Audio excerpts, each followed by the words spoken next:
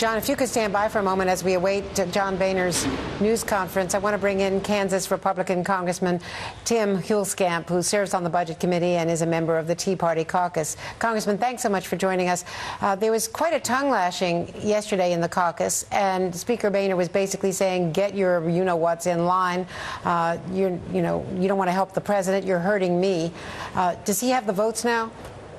I don't know, and that's why we actually will put it to a vote. I think it's going to be very close, and but a lot of talk in Washington about personalities. But it's not about the speaker, it's not about the president, it's not about Harry Reid. It's about what do we do about our problem of overspending, and what's the long-term solution. Hopefully, we can get past personalities and focus on the principle at hand. Are you going to vote for it?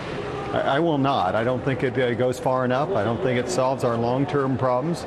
It's better than doing nothing. But when you're looking at $10 trillion of debt, new debt in the next 10 years, and we're only going to deal with maybe $1 trillion of that problem. We got a long ways to go. Cut, cap, and balance is the House position that's passed overwhelmingly with bipartisan support. I encourage the Senate to actually take it up for actual debate, and we might be surprised what happens. John McCain said yesterday that his message to freshmen who've not been around too long is that insisting on cut, cap, and balance on a balanced budget amendment tied to the debt ceiling is foolish. He said it's worse than foolish. It's deceiving many of our constituents. He called it bizarro. Your response to Senator McCain? Well, John McCain has been around a long time. I appreciate his service, but folks like myself who are newly elected, we heard from the American people. They want change in Washington. They don't want more of the same. And what we have here going on, the blame game, not providing solutions. Americans don't want a deal. They want a solution. And I'm very thankful that millions of new Americans are involved because they're worried about the future of their nation. They don't care about the next election. They care about the next generation. And that's what's so great about new involvement of the American people. And that's making a real difference in Washington. Can you see a scenario where this would go down and John Boehner's speakership would be at issue? Would you then be supporting, let's just say, Eric Cantor or someone else for Speaker if you're voting against the express wishes and desires of the Speaker of the House?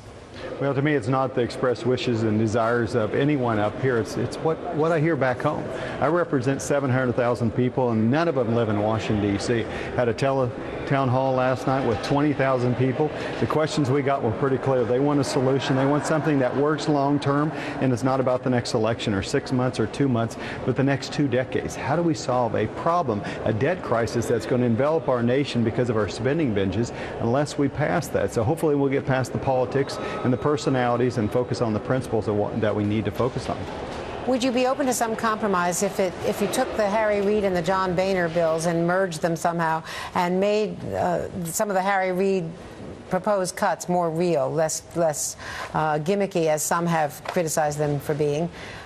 If you were satisfied in those cuts and in the enforcement mechanism, could you see a compromise emerging in the next couple of days that freshmen and Tea Party caucus members like yourself could vote for? Well, I think it has to be based on the actual and principles of the cut, cap, and balance bill. We got to have a balanced budget amendment long term, and we have short term. We have to have real cuts. That's not going to pass the Senate. There are 2 houses. There's a White House. It's going to be vetoed by the president.